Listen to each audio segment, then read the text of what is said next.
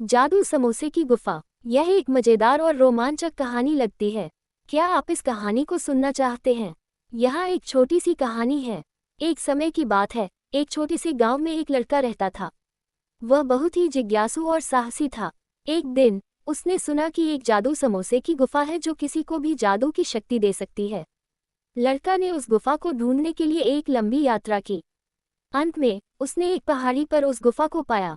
जब उसने गुफा में प्रवेश किया तो उसने देखा कि गुफा में एक बड़ा सा समोसा रखा हुआ है।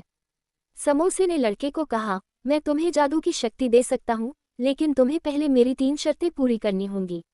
लड़का ने कहा, मैं तुम्हारी शर्तें पूरी करूंगा।